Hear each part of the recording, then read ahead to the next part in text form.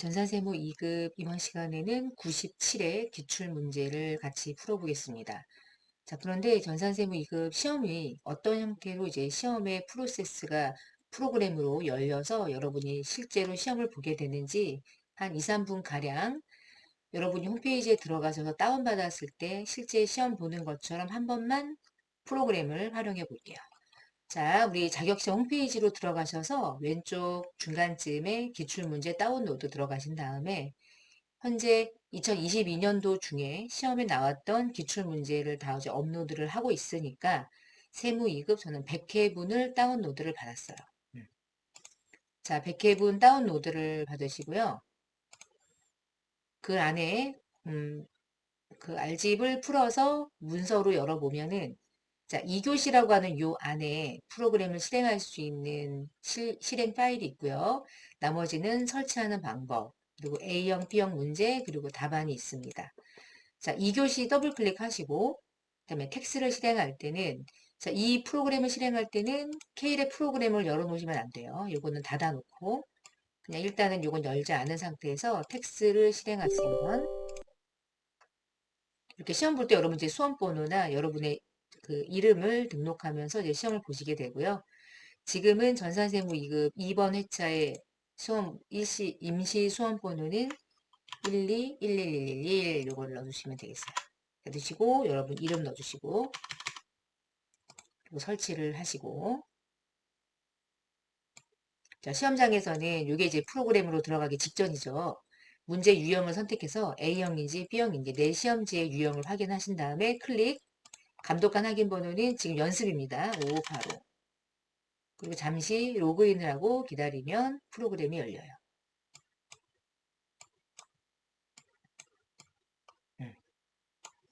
자, 우리가 수업 시간에 했던 회계 메뉴, 그리고 부가가치 메뉴, 원천징수 메뉴 동일하고요.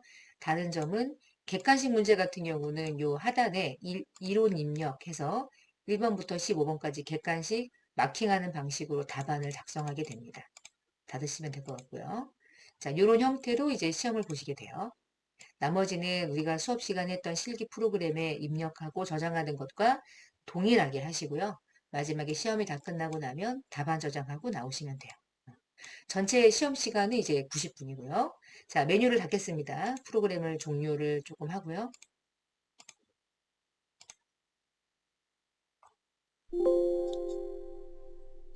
닫을게요. 종료를 하시고 자, 실제 시험 문제를 한 번만 보겠습니다. 전산 세무는요, 90분 동안 시험 봐요. 1시간 반. 그러니까 시간이 그렇게 많이 부족하진 않으실 거예요. 저 여기 뭐 실행하는 방식이고요. 객관식 문제가 이런 식으로 1번부터 15번까지 객관식 문제가 여러분에게 나오고 그 다음 페이지부터는 실기 프로그램을 활용하는 실무 시험지가 되겠습니다. 그래서 일반 전표가 5문제, 메인 매출 전표 다음과 같이 해서 5문제, 부가세 신고서 작성하는 문제, 메인은 정산이었네요. 한 문제, 두 문제, 하나가 6점짜리이고요. 그리고 결산 시 수행하는 문제 5, 마지막 소득세 원천징수와 관련된 문제고 지금은 급여 작업하는 거 한 문제고 두 번째 문제는 연말정산 수행하는 문제 한 문제 이렇게 해서 토탈 70점 실기 100점을 가지고 있어요. 자, 여러분이 100회 같은 경우는 여러분이 지금처럼 홈페이지에 들어가서 다운로드 받아서 연습을 하시되 22년도 시험을 보는 거니까 21년도 버전이기 때문에 22년도 버전의 시험을 4월 시험지부터 여러분이 지금과 같이 연습을 하시는 걸 제가 좀 추천해드리고 그전 기출문제는 21년도 버전이라 예를 들면 뭐 소득세나 부가가치세가 좀 다르게 답이 나올 수도 있어요. 좀 세법이 좀 개정되는 부분들이 없지 않아 있으니까 그래서 최신 버전으로 문제를 푸시는 게 좋을 것 같습니다. 자, 그러면 이제 100회는 한번 제가 프로그램이 어떻게 실행되는지를 보여드리려고 한 거고요. 자, 이번 시간에는 97회 기출문제를 같이 연습을 할 겁니다. 업로드 해드린 자료를 다운로드를 받아서 문제지와 그 다음에 해답지가 뒷부분에 있어요. 앞부분은 문제지고요. 저희는 지금 97회 기출문제를 풀 거예요. 합격률이 좀 낮은 편이었습니다. 다소 다른 회차보다 34.3%. 그러니까 되게 많이 높은 편은 아니었던 것 같아요. 자, 97에는 원래는 이게 21년도 시험 문제인데 제가 22년도 버전으로 모든 문제를 바꿔놨어요. 다.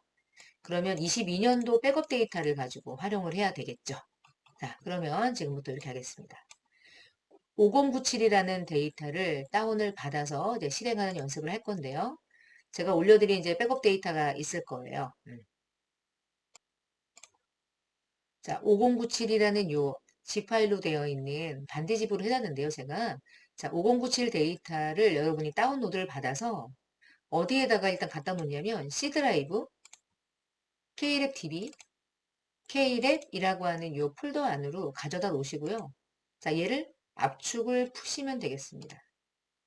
뭐 반대집으로 열기, 뭐 이런 식으로 압축을 풀어주세요.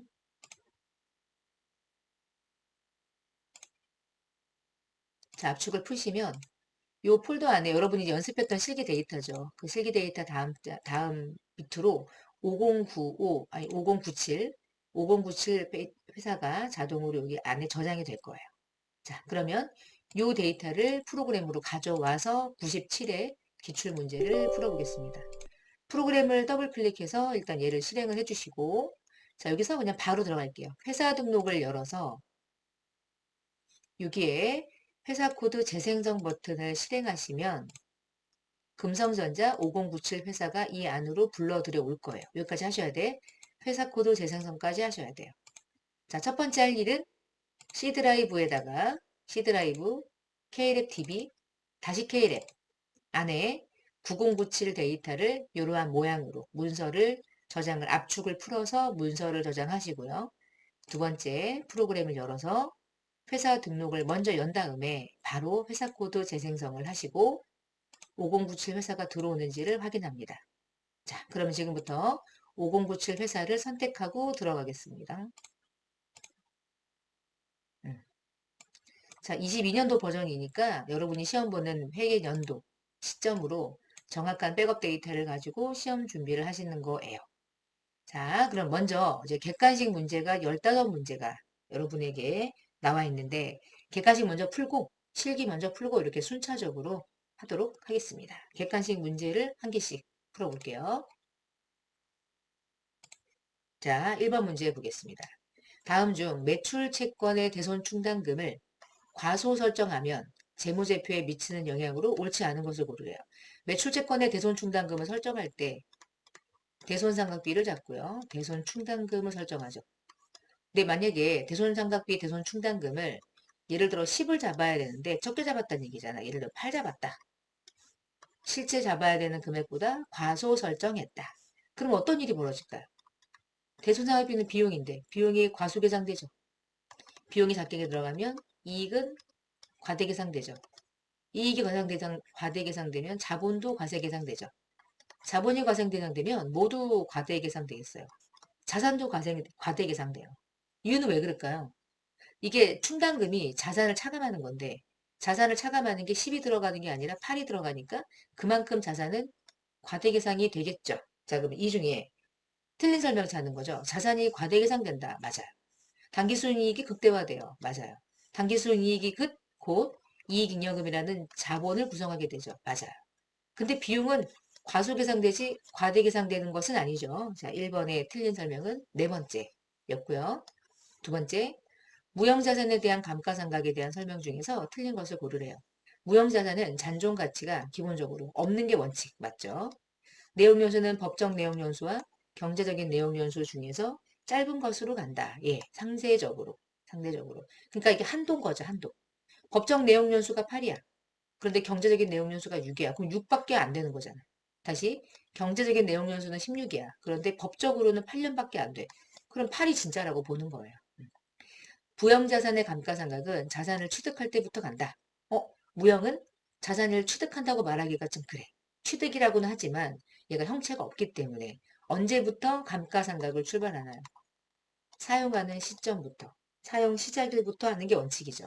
틀렸네요. 3번이. 상각은 일반적으로 원칙 20년을 초과할 수 없다. 정확한 설명이었죠. 2번은 틀린 설명은 세 번째가 되겠습니다. 3번. 부채에 대한 설명 중에서 옳지 않은 것을 고르래요. 부채는 과거의 어떤 사건으로 거래의 결과가 일어났고 현재 기업이 아직 안 갚은 거야. 나중에 돈이 나갈 것이야. 라고 하는 의무를 우리가 부채라고 하죠. 부채의 정의를 만족하기 위해서는 금액이 반드시 확정되어야 한다. 금액이 반드시 확정돼야 되나요? 확정되지 않고 이런 것도 있지 않나? 추적? 충당 같은 것도 있지 않나? 100% 확정되어야만 신뢰성 있게 인식할 수 있으면 되겠죠. 자, 3번은 2번이 충당 부채를 떠올리시면 머릿속에서 조금 더 확실해질 수 있을 거예요. 세 번째, 과거 사건으로 인한 현재 의무가 존재할 가능성이 높고 인식 기준을 충족할 수 있다면 충당 부채로 인식한다. 그런 게 충당 부채죠. 네 번째, 선수금도 유동 부채죠. 선급금은 자산이고 선수금은 미리 받은 돈, 아직 수익으로 인식하지 않은 것, 유동 부채로 분류한다. 뭐 이건 뭐 당연한 얘기고. 세 번째 틀린 설명은 2번. 네 번째, 결산하는 시점에 아래 사항들이 누락됐대요. 누락을 반영하면 당기 순이익은 어떻게 움직이냐. 당기에 발생된 외상 매출이 10만 원이 누락됐대.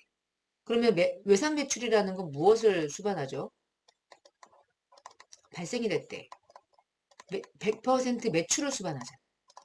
그러면 이게 누락이 됐다는 말은 얘도 누락됐단 말이죠. 그 매출이 누락됐는데 매출이 들어가면 어떻게 될까요? 이익은 그만큼 증가하지 않을까? 자, 두 번째, 일기 확정 부가가치세를 납부했대. 부가가치세는 이게 무슨 수익과 비용이랑 아무런 관계가 없는데요. 그쵸? 그러면 얘는 그냥 부가가치세 예수금 대급금과 관련한 차감 계정을 낼 뿐이에요. 당기순 이익인 비용과 수익에 어떠한 계정에도 영향을 미치지 않네요. 그러면 두 개 중에 얘만 반영될 거고요. 얘는 이익을 증가시키죠. 그리고 네 번째 케이스는 답이 1번이 되겠습니다. 자, 5번 문제. 자본에 대한 설명 중에서 틀린 것을 고르세요. 미교부 주식 배당금, 자기 주식 처분 손실, 자본 조정. 맞네요, 이건. 유상감자가 이루어지면 유상감자는 회사의 춘 자산이 감소하게 되겠죠. 그만큼 대가를 지불하고 자본이 감소하게 되니까. 신주 발행비는 아유, 딱 보니까 이게 말도 안 되죠. 신주 발행비는 영업의 비용으로 절대 처리하지 않고 주식 발행 초과금이었으면은 주식 발행 초과금을 차감하고 할인 발행 차금이면 할인 발행 차금에 더해지는 방법으로 가감해서 조정했어요. 자본은 자본금, 자본잉여금, 자본조정, 기타 포괄, 이익잉여금 5가지로 구성되어 있죠. 정확하게 설명했고요. 이 중에 틀린 것은 3번. 자, 5번까지가 재무회계 객관식 문제가 됩니다. 자, 6번부터는 이제 원가회계 문제가 돼요. 6번. 제조간접비에 대한 배부 차이를 조정하는 방법 중에 아닌 것은 제조간접비에 배부 차이가 발생하면 비례 배분하거나 매출 원가만 가지고 조정하거나 영업의 손익으로는 조정하는데 직접 배분법은 들어봤는데 근데 이거는 제조간접비 배부 차이가 아닌데 그치? 보조 부문비를 제조 부문에 배부하는 방법 중에 보조 부문끼리 주고받은 용역 관계를 무시하면 직접 하나를 고려하면 단계 배분법 둘 다 고려하면 상호 배분법 얘는 보조 부문비를 배분하는 방법이지 제조간접비를 배부 차이를 조정하는 방법하고는 관계가 없어요. 자, 6번에 2번이 틀린 설명. 그 다음에 이제 7번 문제. 다음 자료를 이용해서 평균법을 적용해서 기말 제공품의 원가를 구하는데 단기 완성품은 1200개, 기말 제공품은 400개, 50%, 공정 초기에 무드 발생, 가공비는 공정 전반에 걸쳐서 균등 발생. 자, 이거는요. 계산을 좀 해봐야 되니까 이렇게 빈칸을 만들어 놓고 해볼게요. 자, 평균법은 기초의 수량을 고려하지 않았죠. 그러니까 이렇게 하시면 되겠어요. 일단 하고 좀 지울게요. 먼저 완성품에 대한 환산량을 평균법에 의해서 기말 제공품을 구하려면 기말 제공품은 재료와 가공으로 구분이 되어 있거든요. 그리고 재료와 가공이 재료는 공정 초기고 가공은 공정 전반에 거쳐서 균일하게 발생이 되고 있으니까 재료비와 가공비에 대한 환산량을 먼저 구해볼게요. T자 규정을 안 그려도 될 것 같긴 한데 일단 한 번만 그려볼게요. 이렇게. 자, 제공품을 물량의 흐름으로 판단하면 완성된 수량은 1200개고 기말에 남아있는 수량이 400개인데 이 400개는 50% 완성이래. 그리고 얘는 몰라도 돼. 왜냐면 얘를 차감하지 않으니까. 기초 수량을 차감하지 않고 이 두 가지의 수량을 재료와 가공의 입장에서 환산하는 게 완성품 환산량이니까.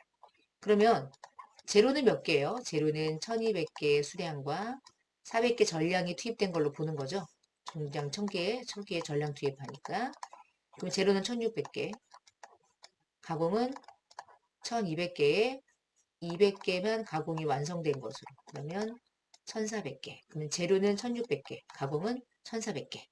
두 번째, 그러면 이 수량을 얼마의 원가를 가지고 이만큼 만들었느냐를 나누어서 단가를 구해야 되니까. 자, 그럼 단가를 구하는 방법. 단가는 원가를 가지고 나눌 건데, 자, 재료의 원가는 얼마를 가지고 나눌 거냐. 1600개는 얼마의 원가가 투입된 걸로 갈 거냐. 다 더해가지고 퉁치는 거죠. 그러니까 기초의 제공품의 원가와 단기 총 제조 원가의 재료비는 토탈 금액을 가지고 120이네. 120만 원을 가지고 1600개를 생산한 것으로 보겠다.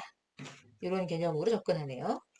그럼 얼마인가요? 120만 원 나누기 1600에 가면 개당 750원의 원가를 단가를 구성하고, 그 다음에 가공비는 토탈 70이고요. 70만 원은 1400개를 완성한 것으로 보겠다. 하나당 500원이네요. 됐어요. 자, 그러면 이제 여기까지는 했네요. 잠깐 요걸 지울게요, 좀.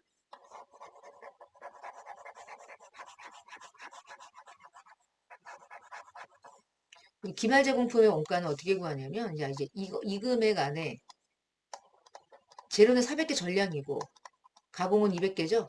근데 그 각각의 단가가 재료는 750원이며, 가공비는 500원으로 각각 단가를 적용해서 원가를 배분합니다. 그래서 400개에다가 750원을 더한 재료의 가공비 원가는 30이 되겠고요. 아이고, 예. 10만원. 그럼 기말 제공품의 실질적인 원가는 얼마로 보겠나? 1번 40만원으로 보겠다. 이렇게. 우리가 이제 원가에서 공부했던 내용들이죠. 특히 원가를 배분하는 문제에서. 이거는 뭐 조금만 연습해 놓으면은 아주 쉽게 구할 수 있는 문제들이니까. 기초 제공품의 수량과 기초 단기의 총 제조 원가의 수량은 볼 필요가 없었고, 원가는 둘을 더하죠. 왜냐하면 이 두 수량을 더할 때, 이 완성품 한산량을 구할 때 평균법은 기초의 수량을 고려하지 않아. 그 얘기는 원가도 그냥 포함해서 하겠다는 거죠. 이거 다 포함해서 간다는 얘기니까. 원가를 배분하는 방법에 약간 차이점이 있는 거죠. 선입하고는 다르고. 자, 8번. 2022년도 기간에 사용한 원재료는 300이고요. 이렇게 느낌으로 내가 사용했어? 그러면 내가 이거를 소비했다는 뜻이네. 원재료를 300을 소비했어? 2022년도 기말의 원재료는 1월 1일 기초 원재료보다 20만 원이 많아? 그럼 얘를 빵이라고 하죠. 뭐. 그럼 매입이 얼마겠어요? 320이겠지. 뭐. 8번에 3번. 이렇게 넣어서 하시면 돼. 이렇게. 아, 그럼 320이겠구나. 만약에 얘가 40이면 얘가 20인 거잖아? 그래도 320인 거야. 결국 320이 나오게 돼 있어. 이 구조는. 자, 9번. 원가를 짓게 하는 과정에서 틀린 설명을 찾아보래요. T자 규정을 이렇게 그려볼까? 제공품을 구할 때 단기 총 제조 원가는 제공품 차변에 있고요. 단기 제품 제조 원가는 제공품 대변에 있죠. 단기 제품 제조 원가는 제공품 계정 대변으로 대체된다. 단기 제품 제조 원가는 제품 계정 차변으로 대체가 된다. 제품 매출 원가는 매출 원가 계정 대변으로 대체된다. 매출 원가는 여러분 뭐야? 비용이잖아. 매출 원가는 차변에 봤을 때지 대변에 대체되지가 않죠. 매출 원가는 그냥 그 자체가 비용이니까 차변으로 가는 거야. 답은 4번. 만약에 제품 매출 원가는 대변으로 대체된다라고 말하려면 제품 계정 대변에 있다. 그렇게 쓰면 맞지. 제품 T자 계정의 대변에 있다. 그러면 맞아. 근데 매출 원가의 대변에 있진 않아. 매출 원가 차변으로 오는 거죠. 비용이니까. 10번 다음 중 제조원가에 대한 설명 중에서 틀린 것을 고르세요. 1번 직접 재료와 직접 노무를 더하면 기초원가 또는 기본원가다. 노무 맞고 직접 노무비와 제조간접비를 더하면 가공원가 또는 전환원가다. 어우 너무 정확하네. 제조원가는 직접 재료, 직접 노무, 제조간접비가 된다. 맞고 생산근로자의 식대와 판매근로자의 식대는 모두 다 제조원가다. 모두는 아니죠. 생산근로자는 제조지만 판매근로자는 반드시 판관비로 구분을 해야 되니까. 그쵸? 둘 다 제조원가는 아니에요. 틀렸죠? 4번이 틀린 말. 자, 이제부터 부가가치세 문제네요. 부가가치세는 이제 외워서 푸는 거죠, 사실은. 자, 공급시기에 대한 설명 중에서 옳지 않은 것. 완성도는 기간이 오래 걸리죠. 장기 할부, 중간 지급부, 완성도 기준 다 대가의 각 부분을 받기로 한 때였어요. 장기 건설 이렇게 생각하시면 돼요. 폐업은 무조건 폐업하는 날, 폐업일 이 원칙이고요. 내국 물품을 외국으로 반출했대요. 수출하는 제품의 가격이 확정되는 때를 하지 않았는데, 그치? 대부분 여러분 수출하게 되면은 어느 날을 기준으로 우리가 수출을 인식했죠? 무조건 선적일 아닌가? 그렇죠? 선적일. 반환이 성취되거나 조건이 성취돼서 드디어 판매가 확정됐을 때. 답은 3번. 우리나라 물품을 외국으로 보내? 그럼 무조건 선적일이 공급 시기가 되는 거고요. 그래서 우리 공급 시기 이전, 공급 시기 이후라고 말하는 그 공급 시기가 언제였어? 선적일이었잖아요. 자, 12번 문제. 다음 중 영세율을 받을 수 없는 자. 중개무역 방식의 수출업자. 위탁 판매 목적의 수출업자. 다 맞죠, 이거? 수출품을 생산한 후에 외국으로 반출하면 그것도 수출로 보는 거죠. 근데 수출을 대행하는 수출업자는 수출을 대행하는 업이기 때문에 국내 거래고요. 이 경우는 10% 부가세가 과세가 되는 거예요. 얘는 대행해주는 자이기 때문에 대행료를 받는 거예요. 답은 4번이죠. 수출을 대행하는 거랑 실제 수출하는 거하고는 달라요. 방식이 다를 뿐이죠, 얘네들은. 자, 13번. 간이과세자에 대한 설명 중에서 옳은 것을 고르래요. 1번. 직전 연도 재화나 용액의 공급 가액의 합계가 8,500이 미달하는 자를 개인사업자라고 한다. 다 틀렸어. 자, 왜 틀렸냐? 첫 번째.